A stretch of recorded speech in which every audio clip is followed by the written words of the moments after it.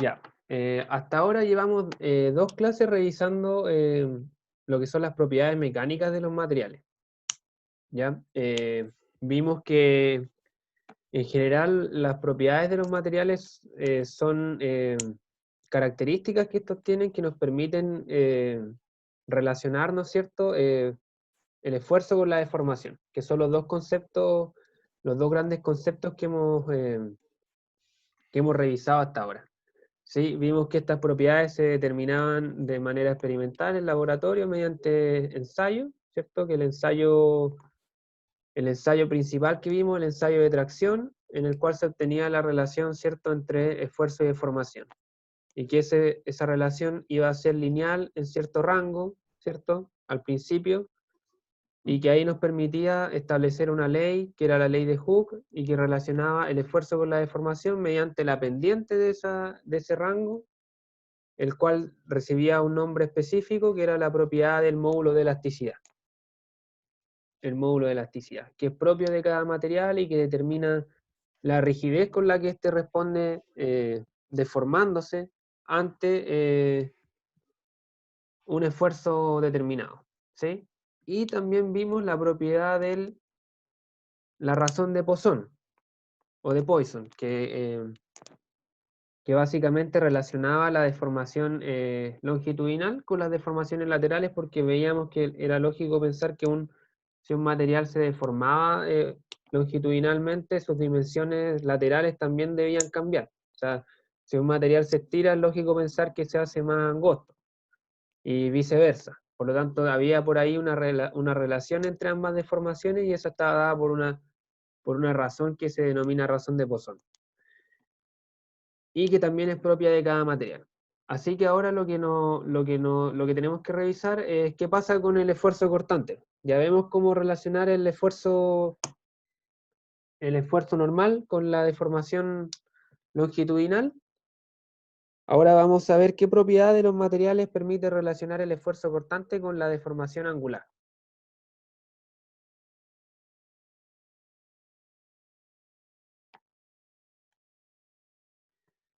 Ya, entonces vamos a ver cómo se construye el diagrama esfuerzo-deformación unitaria cortante, ¿ya?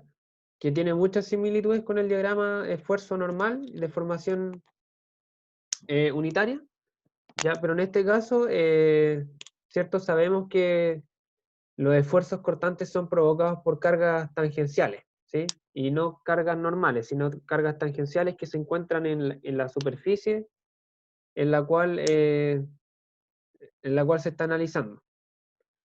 Entonces, también vimos que la deformación por esfuerzo cortante producía un deslizamiento entre las capas del material, eh, produciendo ¿cierto?, un cambio en los ángulos, ¿cierto? Si antes teníamos un ángulo de 90 entre dos fibras del material, un esfuerzo cortante lo que iba a provocar es que las capas se deslizaran, ¿cierto?, se desplazaran relativamente una a otra, y que ese ángulo, que antes era de 90 grados, ahora cambiara a un ángulo teta prima,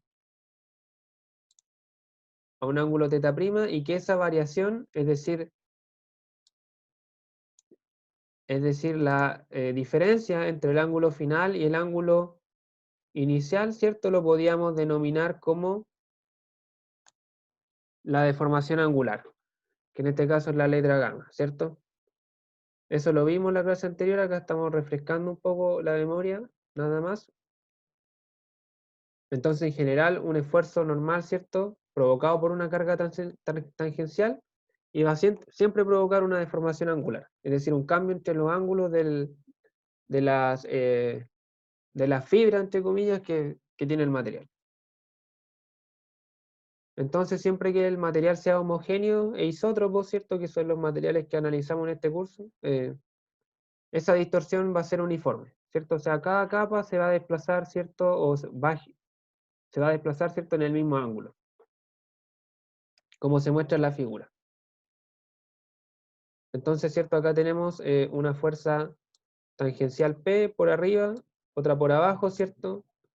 La fuerza que está arriba va a provocar que la cara superior se mueva hacia la derecha, y la fuerza de abajo va a provocar que la cara de abajo se mueva hacia la izquierda, provocando, ¿cierto? Que acá el dibujo está bastante exagerado, pero provoca que se forme como un rombo, un romboide, no sé qué figura es, pero provoca, ¿cierto? Que las capas se deslicen. Y la distorsión entre los ángulos, ¿cierto? La caracterizamos por este símbolo, que es el símbolo de la deformación angular,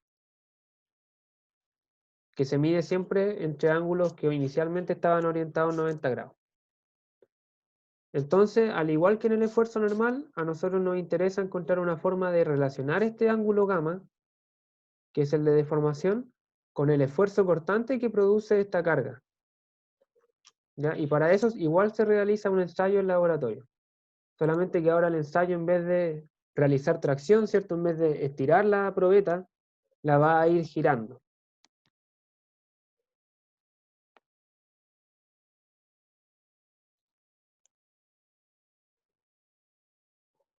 Entonces, el comportamiento de un material sometido a cortante puro, es decir, a una fuerza cortante única, ¿cierto? Y a ningún otro efecto, solamente cortante, se estudia en laboratorio mediante un ensayo. Y ese ensayo es el ensayo de torsión.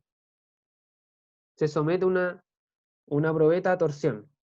Y haciendo mediciones, ¿cierto? Entre el momento torsor que se le aplica a esa probeta y el ángulo de torsión que genera, se puede medir el esfuerzo cortante y la deformación unitaria cortante por medio de las ecuaciones de torsión. ¿Ya? Esa deducción no la voy a hacer porque aún no vemos torsión, ¿sí? En 2 unidades más vamos a ver torsión y ahí vamos a ver cómo un elemento sometido a torsión permite relacionar el esfuerzo cortante con la deformación angular. Pero en este momento solamente tienen que creerme que este ensayo permite encontrar esa relación, ¿sí? Que la torsión, vamos a ver que siempre que un elemento está sometido a torsión, los esfuerzos que produce la torsión son cortantes. Entonces, mediante un ensayo de torsión puedo encontrar esa relación. Y de esa manera, mediante la aplicación de un momento torsor que vaya creciendo uniformemente, puedo construir este diagrama, que es un diagrama que ahora relaciona el esfuerzo cortante. Antes teníamos acá cierto esfuerzo normal, ahora estamos relacionando el esfuerzo cortante con la deformación unitaria cortante o la deformación angular. ¿Sí? Antes acá teníamos la deformación axial o la deformación normal, ¿cierto? Que era el estiramiento o el encogimiento que sufría el elemento. Ahora acá esta deformación lo que mide el ángulo en el cual cambia la forma del objeto. Entonces este diagrama es típico de un material dúctil. Y podemos ver que se parece bastante al diagrama de esfuerzo de formación normal. Solamente tiene una pequeña diferencia, que es la fluencia. Aquí en realidad no existe esa fase. Al igual que en la prueba de tensión, este material va a tener un comportamiento elástico al comienzo, ¿cierto? Un comportamiento elástico lineal, es decir, va a sufrir en esta área deformaciones que no van a ser permanentes, ¿ya? Que si yo dejo de aplicar la carga, o en este caso la torsión, el elemento va a ser capaz de retomar su forma original, ¿sí? Y además es lineal porque el esfuerzo se relaciona proporcionalmente con la deformación angular, hasta un límite que es el límite proporcional, ¿sí? Y luego comienza inmediatamente el endurecimiento por deformación, lo que, lo que implica que el esfuerzo tiene que aumentarse aún más para seguir deformando hasta llegar al esfuerzo último. Entonces acá está la principal diferencia con el diagrama de formación-esfuerzo normal, ya que, si recuerdan, en ese diagrama acá teníamos la fluencia antes del endurecimiento por deformación. ¿Sí? Acá no tenemos fluencia. ¿Ya? Y finalmente el material va a comenzar a perder su resistencia hasta que se rompa en este esfuerzo último, perdón, de fractura. ¿Ya? Entonces, es bastante similar, pero con algún que otro matiz. ¿sí? Al igual que el ensayo esfuerzo de formación normal, acá, aquí vamos a tener, ¿no es cierto?, una primera fase que es lineal, es proporcional entre el esfuerzo y la deformación angular, y que por lo tanto podemos relacionarlo mediante la pendiente, ¿cierto? La pendiente que ocurre en ese punto o en ese tramo. ¿Ya? Entonces podemos decir que el esfuerzo cortante es proporcional a la deformación angular, y esa constante de proporcionalidad acá se denota con la letra G, es igual a la pendiente del diagrama fuerza de formación en su zona elástica, y se denomina módulo de elasticidad por cortante o módulo de rigidez, ¿ya? Que en el fondo es la pendiente que está acá.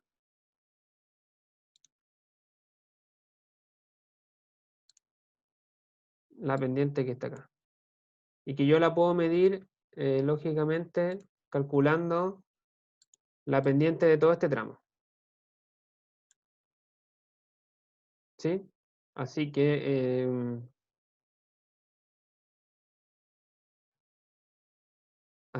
eso por ese lado. Entonces tenemos la ley de Hooke para el esfuerzo cortante, que en este caso relaciona ambos conceptos mediante el módulo de rigidez, que al igual que el módulo de Young y la razón de Poisson, es una propiedad mecánica propia de cada material. Entonces cada material va a tener su resistencia a los esfuerzos normales, dado por el módulo de Young, y a los esfuerzos cortantes, dado por el módulo de rigidez, ¿ya? Ambos son valores distintos. Hay materiales que tienen mayor resistencia a cortantes y otros materiales que tienen mayor resistencia a cargas normales, ¿sí? No tienen por qué ser iguales esos valores, ¿ya? Es propio de cada material. El acero va a tener sus propios números, el aluminio tendrá otras propiedades, etc. ¿Sí? Las unidades de este concepto del módulo de rigidez son las mismas que las del módulo de Young, y son las mismas que la de esfuerzo, en general, ¿sí? Debido a que recordarán que este valor que está acá, que es la deformación angular, se mide en radianes, y los radianes son una cantidad que dentro de las ecuaciones se considera adimensional. Por lo tanto, para que esta ecuación tenga sentido físico, el módulo de rigidez tiene que tener la misma unidad que esfuerzo.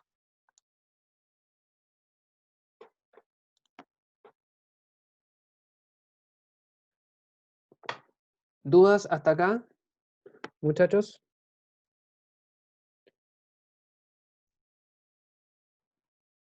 No, profe.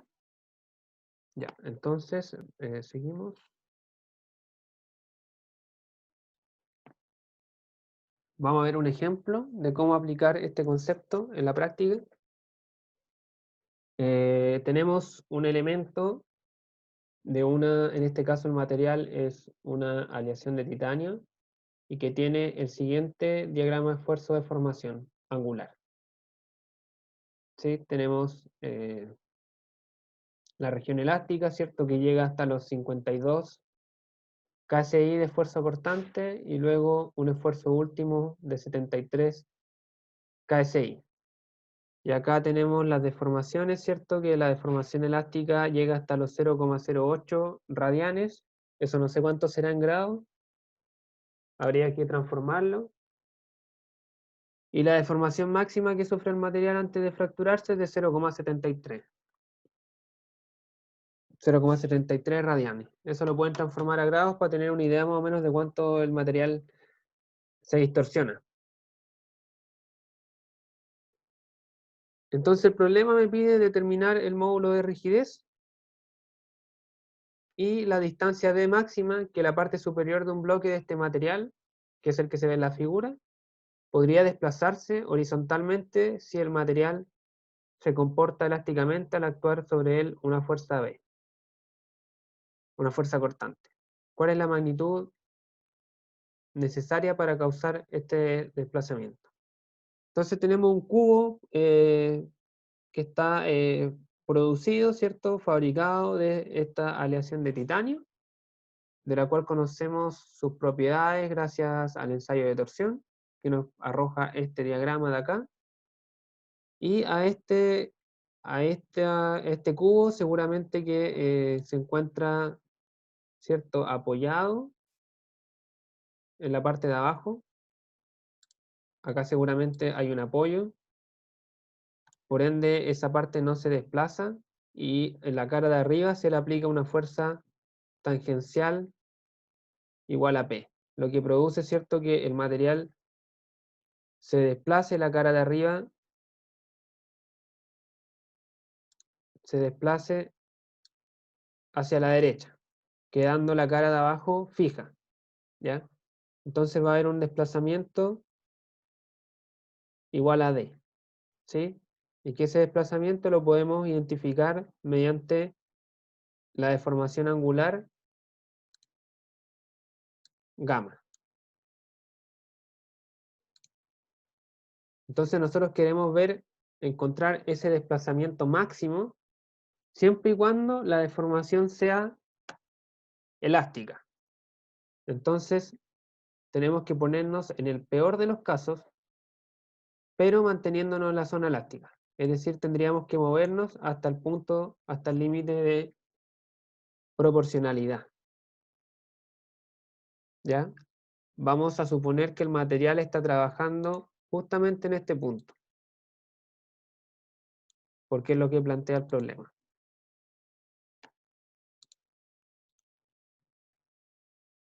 Entonces, lo primero es calcular el módulo de rigidez, que está representado por la pendiente, ¿cierto?, de la porción inicial desde O hasta A, del diagrama esfuerzo de formación angular. Calculamos entonces esa pendiente, ¿cierto?, esfuerzo, 52 kSI, dividido en 0,08 radianes, y me da un módulo de rigidez de 6500 kSI. ¿Ya? En eso no creo que haya mayor inconveniente, nada más calcular la pendiente del diagrama en su porción inicial. Luego, como bien decía, queremos que el desplazamiento sea máximo, pero manteniéndonos en la región de deformación elástica. Entonces, la deformación unitaria máxima angular que pueda ese bloque recibir va a ser la deformación que experimenta en su límite de proporcionalidad, que en este caso es, de nuevo, 0,08 radianes, que es un ángulo muy, muy pequeño. Por lo tanto, ese ángulo, ¿cierto?, mediante el triángulo que se forma acá, podemos relacionar el ángulo de la deformación angular con el desplazamiento que hay en D. Que hay el desplazamiento que hay en D. Entonces vamos a decir que la tangente, ¿cierto?, de ese ángulo gamma, que vale 0,08, disculpen, es igual, ¿cierto?, al cateto opuesto D dividido en el cateto adyacente, que es de 2 pulgadas. Ahora, como el ángulo es muy, muy pequeño, podemos hacer, sin miedo a cometer ningún error, esta aproximación de acá. Cuando el ángulo es pequeño, la tangente tiende al ángulo, ¿sí? Igual que el seno, creo. El seno igual tiende al ángulo cuando el ángulo es pequeño. Entonces podemos hacer este arreglo acá para calcular el desplazamiento de manera más fácil. Despejamos el desplazamiento y nos da que este vale 0,016 pulgadas. Entonces el esfuerzo cortante promedio correspondiente en el bloque para esta deformación angular y por lo tanto para ese desplazamiento es de 52 kSI. ¿Ya? De nuevo, acá tenemos que asociar que este desplazamiento que calculamos de 0,16 pulgadas se provoca bajo esta deformación angular de 0,08 radianes, y según el gráfico, esfuerzo de formación, esa deformación angular se va a lograr cuando el esfuerzo alcance los 52 kSI.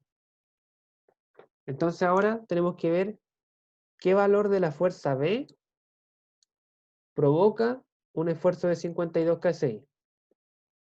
Y eso lo calculamos, ¿cierto? Ocupando la definición formal de esfuerzo cortante, que es fuerza dividido en área.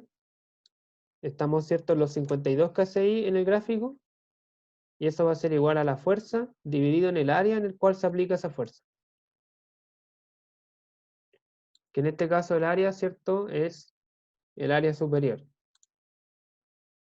Esta área que está acá, de 4 pulgadas por 3 pulgadas.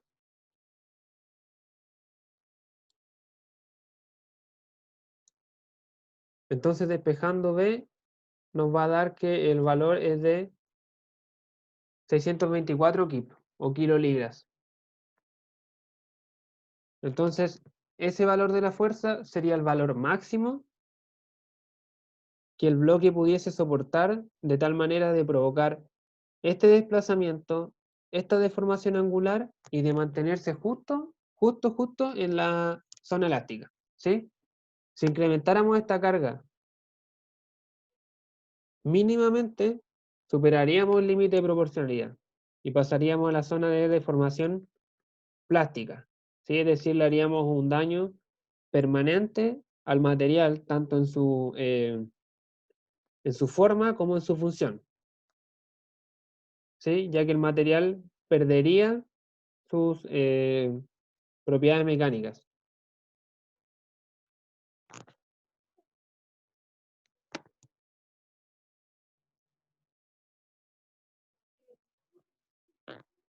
Chicos, dudas, consultas que tengan con el ejercicio.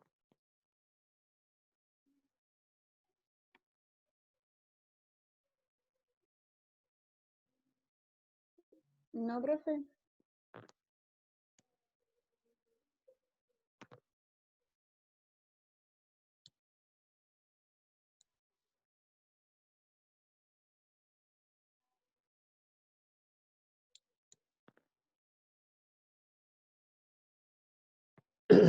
Profe, yo tengo una duda, pero es como más bien general, no es en este ejercicio en particular. Es que a mí personalmente me pasa que me cuesta mucho imaginarme como los dibujos. Y en todos los ejercicios que hemos hecho siempre está el dibujo. Entonces no sé si en la prueba va a ser así o si no para empezar a prepararme psicológicamente para eso. El dibujo sí va a estar, po. O sea, por ejemplo, si este ejercicio entrara en la prueba, este dibujo de acá no estaría, po, porque ese dibujo sería tarea de usted. El que sí estaría es el del principio, el de la diapo anterior. Déjame volver atrás. Esto sí, po, esto todo es parte del enunciado. Ah, ya, entonces Sí, ese gráfico, ese dibujo, todo eso estaría. sí, sí. Sí, ya. Por ejemplo, acá eso sí, el dibujo expone la deformación. Quizás no estaría la línea punteada. Estaría, cierto, el bloque en su estado inicial con la carga donde se aplica. Y el gráfico igual, pues el gráfico igual es como un input del ejercicio. Quizás, bueno, ustedes igual tienen que saber cómo construir este gráfico si es que yo les doy los valores. O sea, saber que el límite de proporcionalidad es finalizando, ¿cierto?, la línea recta, que luego viene el endurecimiento, que está caracterizado por una línea curva creciente. Eso igual tienen que estudiarlo. Pero los dibujos de la geometría de los problemas sí se dan. Ujú. Ya, profe. Gracias. ¿Alguna otra duda, chicos?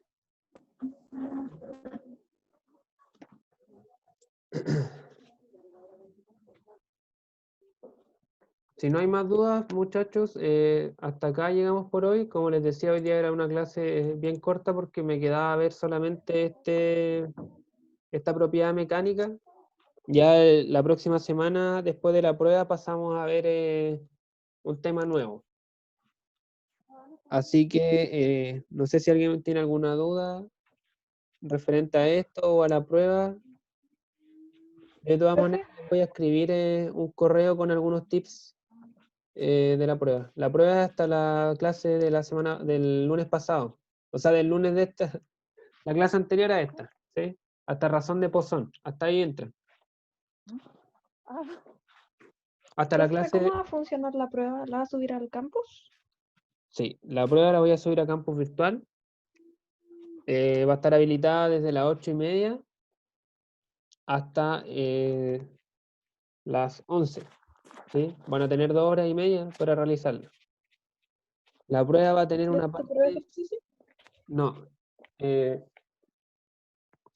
Va a tener una parte conceptual, o sea, sí, conceptual se podría decir, con preguntas de alternativa y de preguntas de respuesta corta, ¿sí? Y luego viene la parte fuerte de la prueba, que son ejercicios, ¿sí?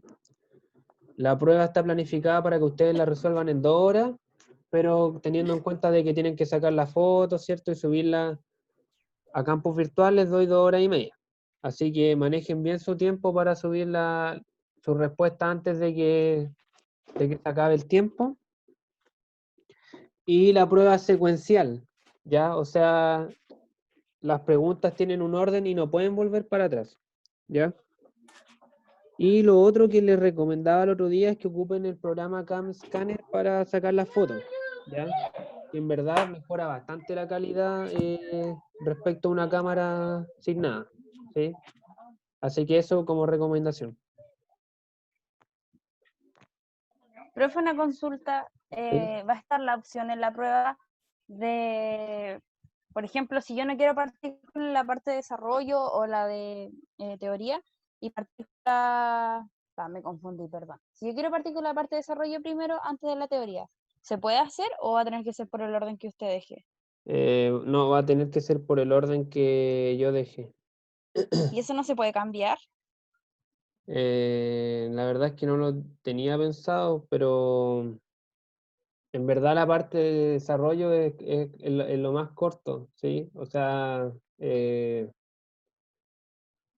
es lo más corto y luego los ejercicios es el fuerte de la prueba. Yo aún no hago la prueba en verdad, pero tengo pensado preguntar unas 5 preguntas muy cortas. No debería tomarles más de 5 minutos cada una y después ya 2 o 3 ejercicios más largos. ¿Por qué yo le digo? Porque hay gente que le acomoda más hacer lo de desarrollo antes de lo de la teoría o la teoría antes de lo de desarrollo. Entonces, igual como que va a ser distinto para cada uno, depende de las facilidades. O hay unos que prefieren lo que tenga más puntos antes que lo que tiene menos. Entonces, como que ahí sería un poco más complicado. Si es que se pudiera cambiar eso. Profe, Eh, igual como que apoyo a la compañera porque encuentro que hay veces que hay, por ejemplo, llegase a ser el motivo que hay alternativas o preguntas de corta respuesta que son muy difíciles y a veces en el momento como que a uno no se le ocurren nomás. Y al final hacer las pruebas secuenciales limita a que si uno no sabe va a tener que saltarla y va a estar mal así o sí. No da la opción de que, no sé, después de haciendo la prueba uno se pueda acordar o al final limita que sí o sí uno va a tener una mala si es que no se acuerda cómo hacerla en el momento, ¿no? sí, yo entiendo eso, pero en verdad, siéndole sincero, el tema de que la prueba sea secuencial es por un tema de limitar un poco la posibilidad de que ustedes se pasen la respuesta. Para serle sincero, esa es la justificación que tiene. Así que en verdad no sé si estoy dispuesto a cambiar eso, siéndole sincero. Yo encuentro que si uno estudia bien y sabe la materia, debería ser capaz de responder las preguntas inmediatamente. Igual yo les puedo sugerir los tiempos que deberían emplear en cada prueba, o sea, en cada pregunta. Y por acá una compañera en interno me escribe que le habían comentado de que el lunes empieza un receso universitario. En verdad eso, creo que mañana había una reunión, o hoy día, no sé, sobre un receso dentro del semestre, pero a mí me dijeron que iba a ser a principios de julio. En verdad no creo que dictaminen como que ya hay receso el lunes. Sería como demasiado luego, creo yo. Sobre todo, A mitad de semestre, profe. sí, yo tengo entendido de que el receso va a ser en julio. Pero Es que creo que ese receso que se refiere, profe, no es un receso dictaminado por la U, es que sino que un receso reflexivo de parte de los estudiantes. un paro. Sí, sí, Exacto. ¿qué pasaría No si...? un dictamen de Porque, la UFRO. No, es que porque parece que se están aparte del haciendo paro, reuniones. no, sí, aparte del paro, la UFRO formalmente creo que va a dar una semana de vacaciones. Sí, Yo eso sé, va a ser a mitad de semestre, dijeron. sí, yo sé que parece que van a votar para el paro el próximo lunes, pero ahí yo no tengo nada que ver, pues, sí, el paro de los alumnos, no sé. Al menos de que a mí me den la orden de cancelar clases y pruebas, yo tengo que cumplir con mi labor, pues si el paro de los alumnos, ahí tienen que ver ustedes.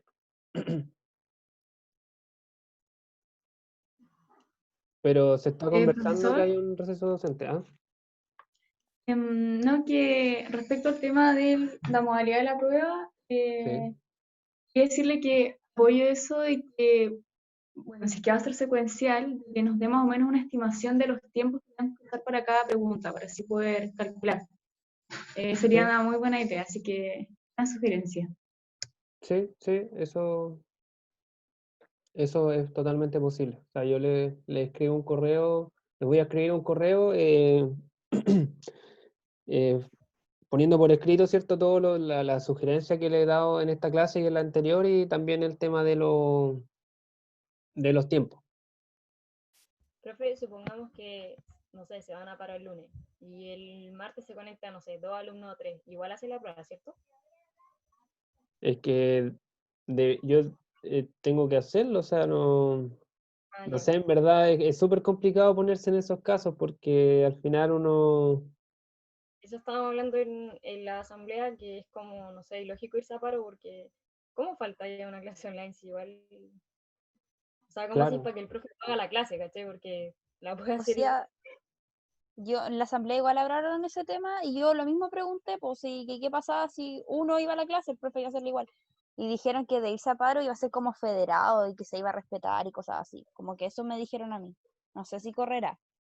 Profe, pero aquí entre nosotros, entre los que estamos en este curso, si vamos a tener la prueba la otra semana, ¿no sería mejor para todos, aunque nos fuéramos a paro, hacer la prueba y después cortar con todo para eh, tener algo por lo menos? o No sea, sé, es mi opinión. yo opino exactamente lo mismo que tú, pero ya ese es un tema de que tendrían que ponerse de acuerdo ustedes, pues. Todos, po. Sí. Así que no sé si ahí ustedes tendrán algún medio de coordinación entre todos los alumnos de este curso, no creo, yo creo que algunos serán compañeros, estarán en un grupo, pero no sé si los 40 y tantos alumnos. Pero eso no sé en verdad, no tengo respuesta a esa situación en verdad de un posible paro. No. Eh, Habría que ver si el paro, claro, es federado, si las autoridades universitarias se pronuncian para que nosotros formalmente suspendamos las clases y las evaluaciones programadas, o si no pasa nada y no se realiza eso, ahí el paro termina dependiendo de ustedes.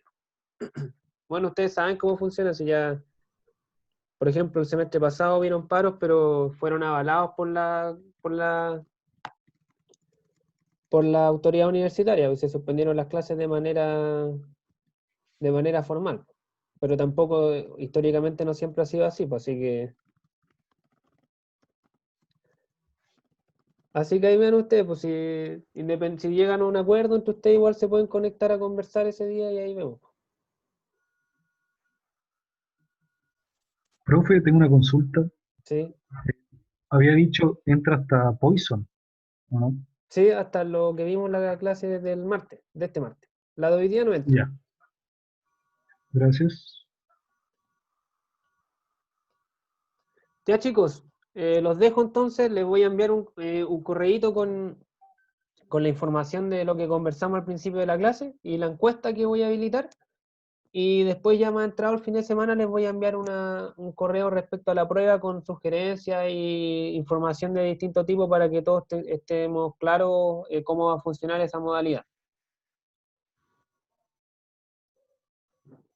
Así que los dejo entonces, estudien y que les vaya bien. Cualquier cosa me pueden escribir al correo. Yo siempre los contesto, a veces me demora un poco, pero eso. Que les Vale, vaya profe. bien y Chao. voten no al paro. Ya. Chao, profe. Chao. Chao, profe, Chao, profe, gracias. que esté bien. Que esté muy bien. Chao, profe. Chao, chao.